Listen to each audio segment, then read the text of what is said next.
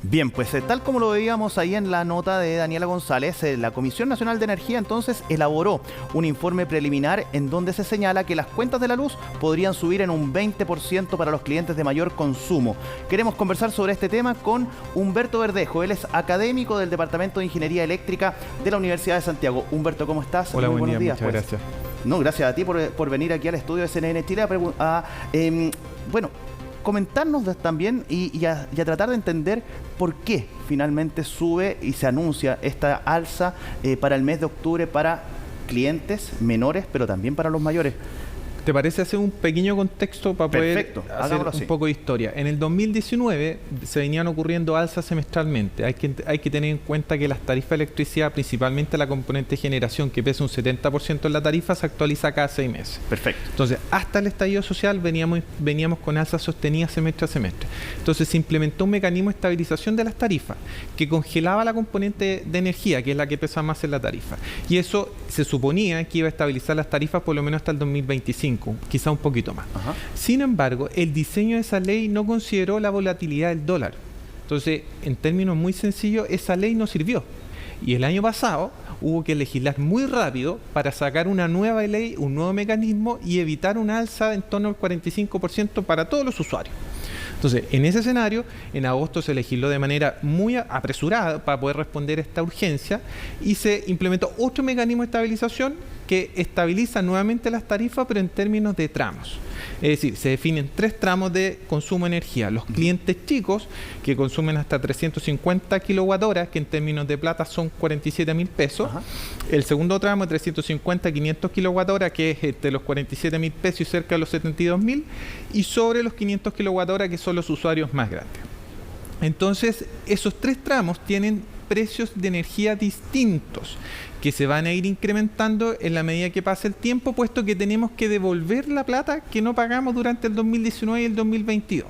Entonces, hace un mes atrás salió el informe definitivo de las tarifas eléctricas asociadas al segundo semestre del 2022.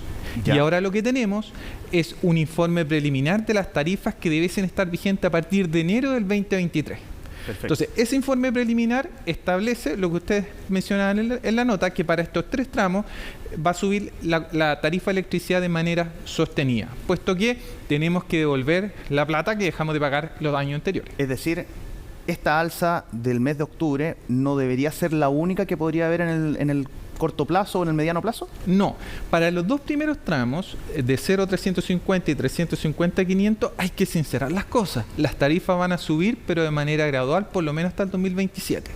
En el fondo, el primer tramo va a subir entre un 3 y un 5%, el segundo tramo va a subir entre un 10 y un 12% de manera sostenida, y el tercer tramo, en el próximo decreto tarifario, que es el que debe salir a partir de octubre, ya dejan de estar dentro del mecanismo de estabilización y ellos van a pagar lo que deben pagar. En el fondo van a estar sometidos a la fijación de precios asociada a los contratos reales y no este mecanismo de estabilización que se implementó el año pasado. En paralelo, aquí se habla de licitaciones. ¿En qué sentido podría beneficiar una licitación en este aspecto para tratar de que estas alzas, o al menos que los cobros por consumo de luz no sean tan altas también, para el cliente en este caso? Hay 2 cosas. El mecanismo de licitaciones se diseñó para asegurar o garantizar que el usuario final no estuviese sometido a volatilidades, por ejemplo, el dólar, de los combustibles, que hicieran que los precios cambiaran de un mes a otro. Entonces, la certeza que da la licitación de suministro es que establecen precios en el mediano y largo plazo. Pero indudablemente con este mecanismo de estabilización, las licitaciones que salgan este año o el próximo año no van a bajar las tarifas, porque tenemos un mecanismo de estabilización vigente hasta por lo menos el 2027. Ajá. Y digo por lo menos el 2027 porque no sabemos si puede haber algún cambio regulatorio de aquí en los próximos años. Entonces, las licitaciones de suministro están orientadas, como bien explicó el secretario de la Comisión Nacional de Energía, a abastecer la energía del futuro, en el fondo con un horizonte por lo menos 5 años más. Perfecto. Y eso es lo que se está buscando en este momento, tratar de perfeccionar el mecanismo de licitaciones, puesto que indudablemente tenemos mucha energía solar en el sistema actualmente, pero no se puede utilizar en la noche. Y las licitaciones anteriores no consideran este requerimiento, esta exigencia de almacenamiento, es decir, para que las empresas tengan y tomen los resguardos de poder comprometer precios que se puedan cumplir durante las 24 horas del día.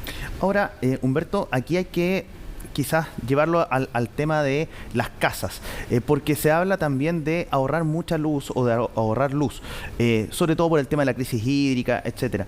Pero hay componentes, por ejemplo, los paneles solares, que la verdad es que en nuestro país son bastante caros y propician bien poco para poder, o se propicia bien poco esa acción de poder obtener un panel solar para las casas y de esta manera poder ahorrar un poco más en materia de energía.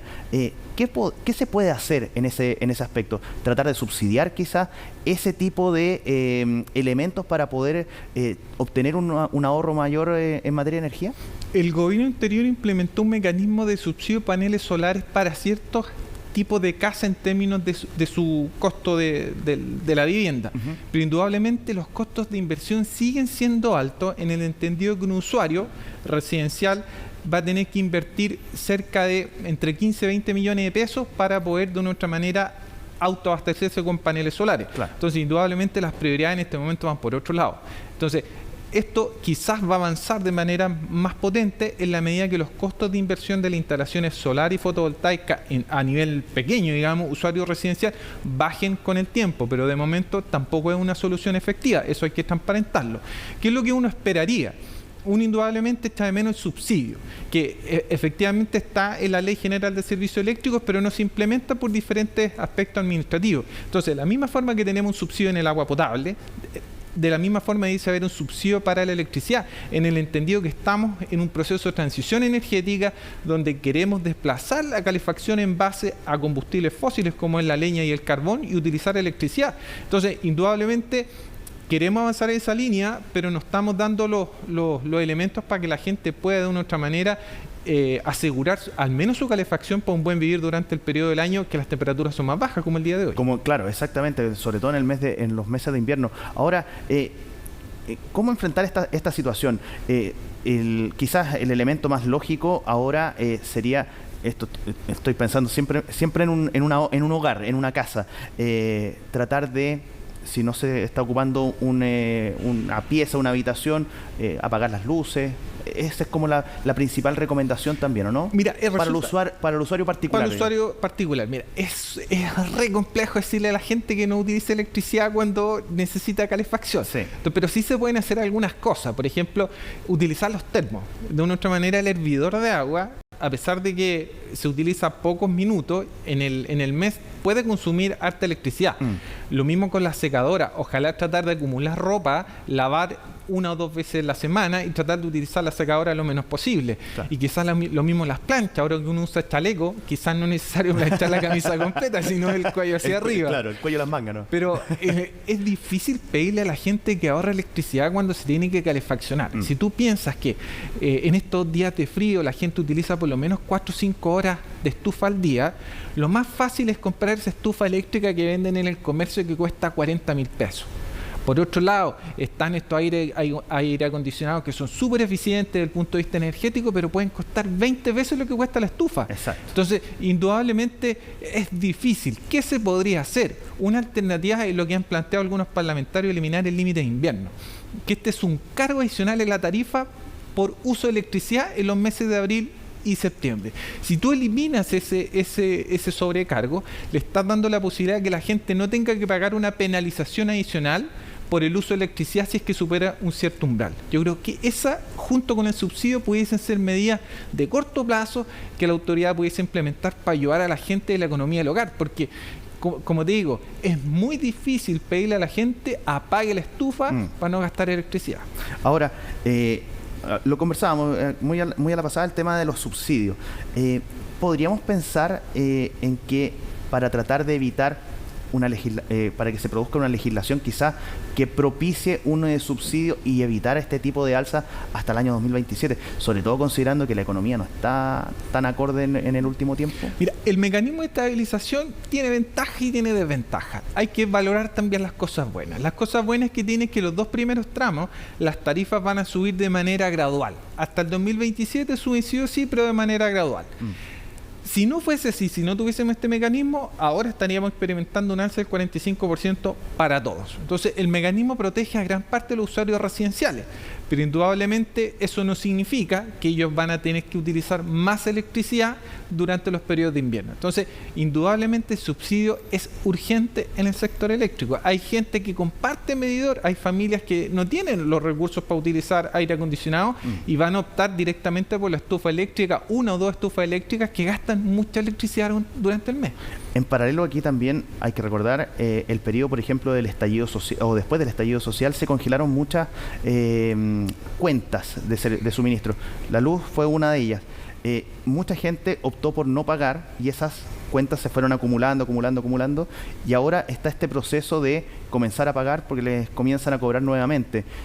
¿Podría también quizás hacer un efecto retroactivo esas cuentas también, o no? O sea, ahora tenemos vigente la ley de servicios básicos, que la deuda asociada a electricidad durante la pandemia, hablando del sector eléctrico, pandemia, sí, se puede prorratear, pagar hasta en 48 cuotas, que eso es lo que estableció la ley. Pero hay que mencionar también que esa ley, para los usuarios más chiquititos, bajo los 250 kWh, si el usuario permanece al día en sus cuentas mensuales, el Estado va aplicando un subsidio, y que ya al final del periodo, después de la cuota 49, la ley que ha establecido que habría una especie de término de la deuda pendiente. Entonces, para ese grupo está protegido en la medida que puedan pagar sus cuentas de electricidad.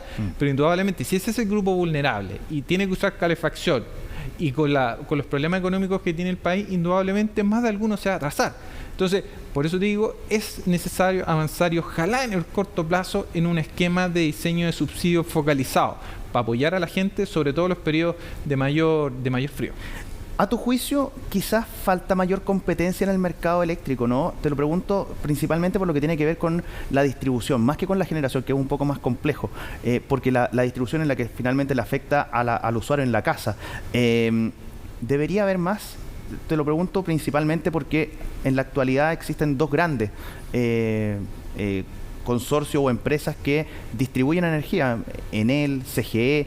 ¿Podrían haber más o no, a tu juicio, en el mercado? Ahí también hay que transparentar una cosa.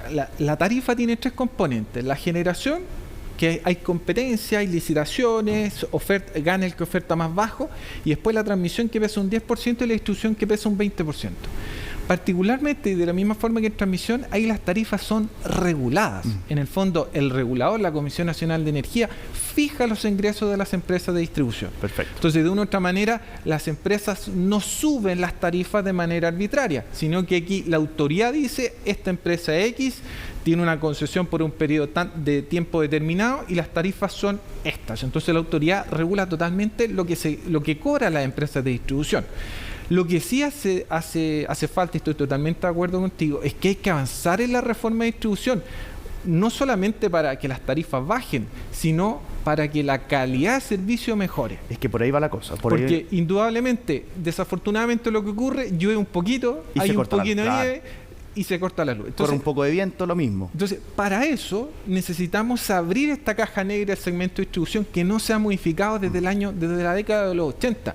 Y esa es una regulación que mucho tiempo venimos esperando. Se intentó hacer con el gobierno anterior, con la reforma de distribución, pero no se avanzó, porque eso va a permitir llevar la transición energética al usuario final.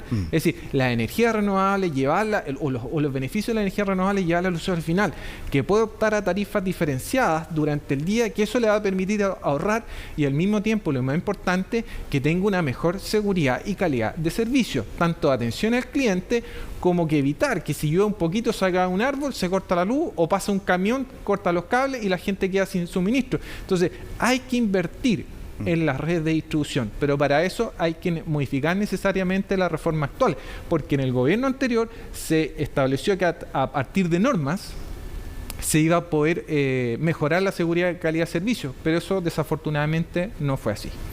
Humberto Verdejo, académico de la Universidad de Santiago, muchísimas gracias por venir a explicarnos todo este panorama eléctrico con estas alzas de la luz en el mes de octubre, y quizás hasta cuándo más vamos a tener este tipo de alzas. Así es, pues lamentablemente golpea el bolsillo.